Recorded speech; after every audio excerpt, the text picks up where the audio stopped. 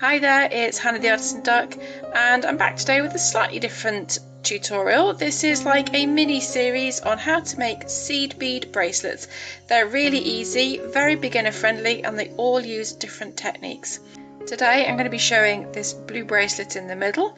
This uses size 11 seed beads and size 8 and uses some very basic stringing techniques to get a really lovely look. So for this next bracelet we're going to be using some stringing wire, so this is like tiger tail if that's what you've got, and we're also going to need some crimp beads, and I'll explain what these are in a minute. We have a clasp, we're going to need some jump rings, and these are 5mm again, and then you're going to need some calottes, unless you've got another method already that allows you to cover the crimp bead. So I'm just going to move those to one side and I'll just show you the beads that I'm using. So I've got these lovely dark navy size 8 seed beads, and I'm going to team these with some sort of bright mid blue size 11 seed beads. I've got a silver size 11 seed bead, and then this sort of pearly white as well. So we're going to need 2 lengths of this beading thread. So you're just going to roll it out and you're going to just hold it around your wrist and make sure that it goes around comfortably, and you've got enough to work with, because you don't want to get to the end and you've only got a little bit left. It'll make it very hard to finish the bracelet. So make sure you got enough so that you've got enough sort of room at the end to finish it off comfortably, and you need to cut that length twice. So I'm just going to hold it there. I know that that's about right. I'm going to come in with my little cutting pliers, snips, and just cut it like that. It's quite easy to cut, and I'm going to move that to one side and get my second one. So there's my 2 lengths of beading wire, and I now have got myself one of my crimp beads. So basically a crimp bead, it looks like a bead, but it's quite soft, so you can squeeze it flat really easily. And we're going to use this to hold our 2 pieces of beading wire together. So I've gone ahead and added that crimp bead onto the end of my wires, and I'm just going to take it up so it's reasonably near the top, but there is also a little bit of those wires sticking out, and I'm just going to squeeze that flat like that. It's squashed it, and I also like to go in, sort of turn it around and go in from the other side, sort of just in case I don't have an even pressure. I'm not sure if that's a genuine concern, but yeah, I just like to make sure it's well holding those wires well, and you can tug it, they're not going anywhere. So now we're going to bring in our calotte, and these can look different. So maybe you've got a hole at the bottom and you sort of slide it onto the wires. Mine open at the side like that. So I'm just going to go ahead, and you need to now use these as open, so it's got like a little cup shape that's open, and your crimp bead is going to hide inside like that. So position that and then get your pliers in again and squeeze it shut, and that should hold those beading wires nicely in place for adding your beads. There we go. So I've gone ahead, because mine's got this side hinge here, I always go in with my pliers and just squeeze that shut as well, because it does help to seal that side better as well. Just that's a hint if you've got these types of calottes. There are other ways of finishing off your bracelet. You can use sort of like a wire, I think it's like a wire guardian, so you feed it round, and you can also use crimp covers that look like little beads, and you'd loop that round and use that instead. But that's probably a project for another day, but this is what we're using today. So there's all of my beads. I'm going to go ahead by picking up one of the size 8 beads and adding it onto both of those beading wires at the same time. I'm going to take that down all the way down so it reaches our calotte at that end. Now we're going to split these in half, so we've got one thread to be worked on this time. We're going to go ahead and pick up one of our mid blues, and then I'm going to get a white, a silver, And I'm going to sort of reverse that now and pick up another white,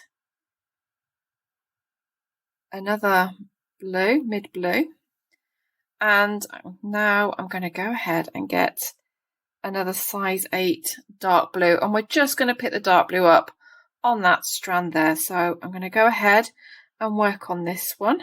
So we're going to go, I can't do it with my other hand, we're going to go mid blue and white and silver, and then another white, just the one though, and then another blue.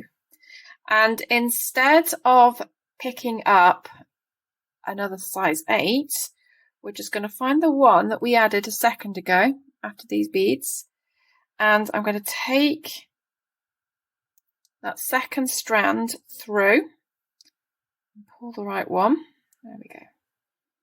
And when we pull the beads down, we've got 2 strands, and then they come together in that size 8. And you literally repeat that pattern all the way down until you've got a length that you're quite happy with, excluding the clasp. So obviously allow yourself the room for another calotte. So you might need to just measure how long that is, or just, you know, give yourself a little bit of room. And then you obviously need room for your clasp. So I'm going to go away. I'm going to bead the rest of this, the length of this bracelet, and come back and we'll finish off the other end together.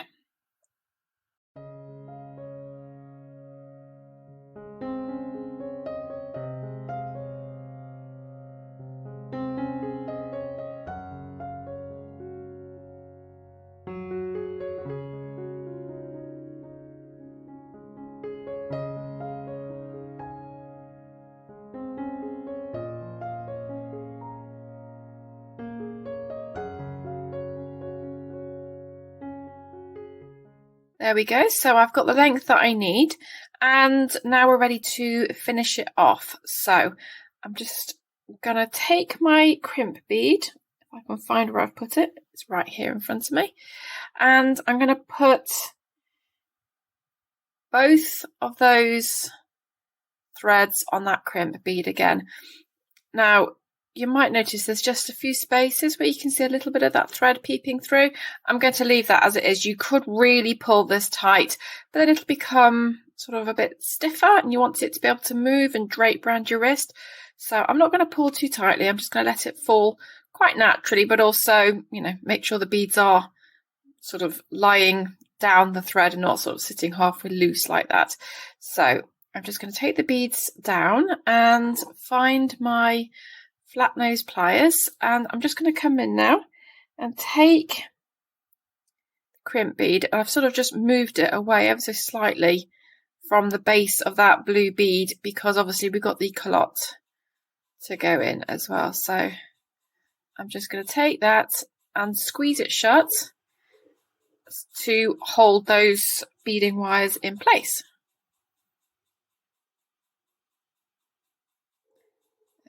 So that's squeezed there, and I'm just going to go in from the other side and just squeeze that too, like that. And now, if you want, you can go ahead and cut off the beading thread, but I like to have it to hold on to whilst I'm doing the next bit. So I've got my calotte here. I'm just going to go ahead and sort of get that into my pliers like that, and position that so that the crimp bead is sitting nicely inside of it. It's a bit fiddly to do when you're looking through a camera, I've got to be honest. I've got my calotte on like that, and I'm just going to just sort of get that into position and close it. They do overlap sometimes. I just go in and squeeze it from the side and trying to even that up. Right, before I squeeze that fully shut, I'm just going to go ahead and snip off these ends. So I'm just going to hold it one at a time, pull down, and sort of, I hope you can see it, I'm just going to snip as near to that calotte as I possibly can. Oh, which one am I doing? That one. There we go, there's one. You know, you want to push against that calotte like that.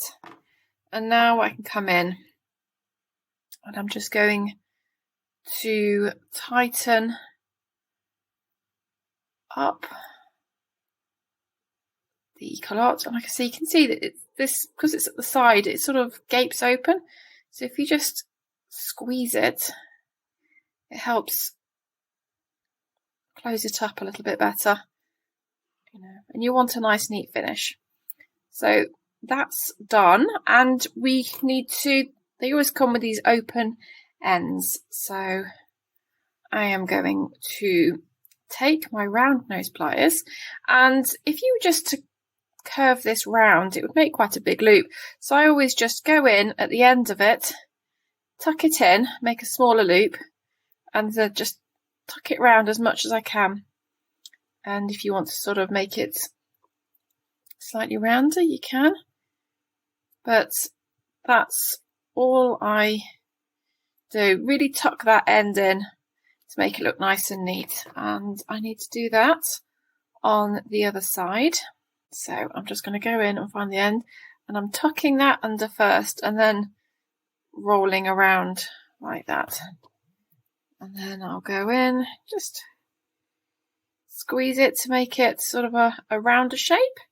But now we are ready to add our clasp on. So this is the same that we did before. I've got jump rings and a clasp, so I'm just going to open one of them. I did think it might be fun to make an extension chain for this one, so I'll maybe go ahead and do that. So I'm just going to put that jump ring on one end like that and close up.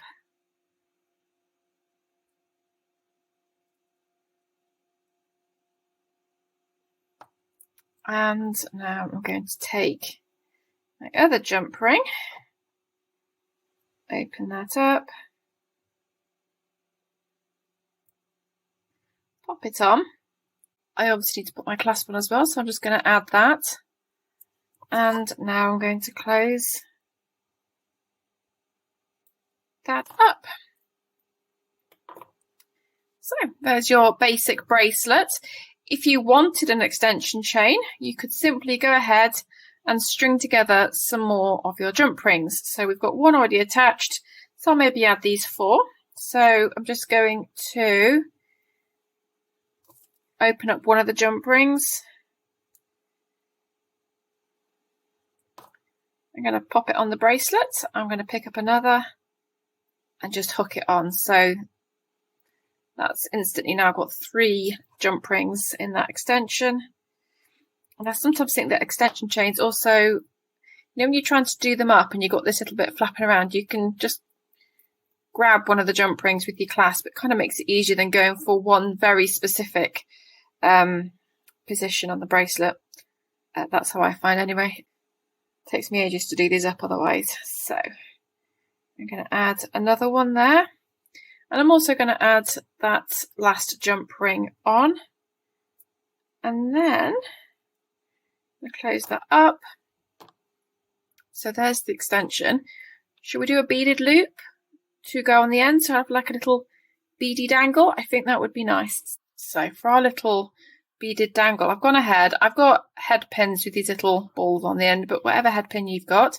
And I've added a white, a blue and a white on. And these are obviously the same beads that I used in the bracelet. And we're going to make a little wire wrapped loop. You don't have to do it this way if you don't want to, but I like to do it when we are adding onto the end of bracelets.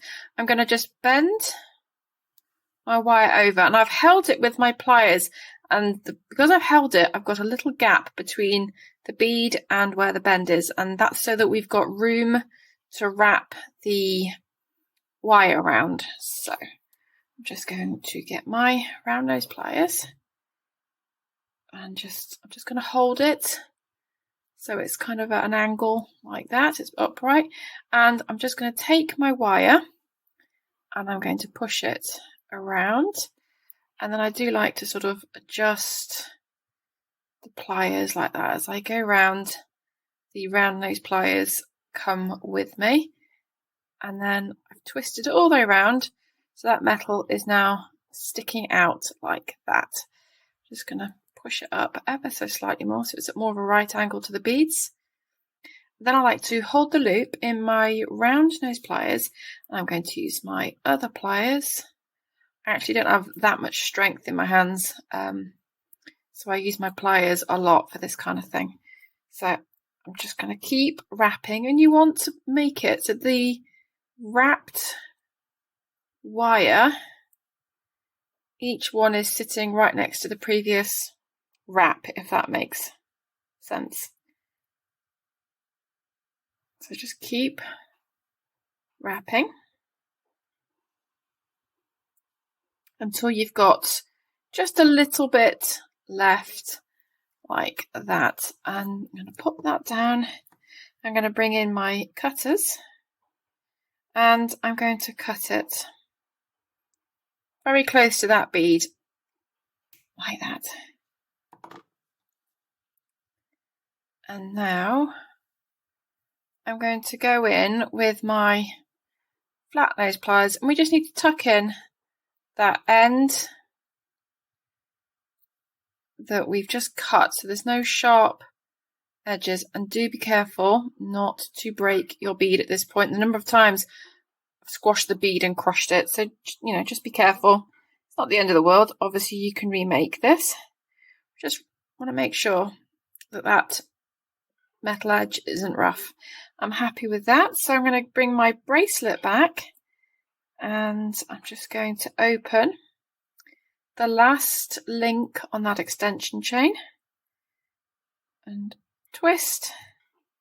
We're going to put our little beaded dangly bit on the end there and close, and there we have the finished bracelet. So it has occurred to me that these colours are the colours you get in an evil eye. So if you had an evil eye charm, you could use a jump ring and attach that on to the bracelet, and that would be really cool. That would be like a whole evil eye bracelet. Yeah, there is seed bead bracelet number 2. Really hope you've enjoyed this tutorial today. I will put a link below for the first bracelet in this series, and if you'd like to see the third, it will be uploaded in the next day or two. So please subscribe so you can follow along and see what I come up with next. And if you have any suggestions for anything you'd like to see, then please let me know and I will see what I can do.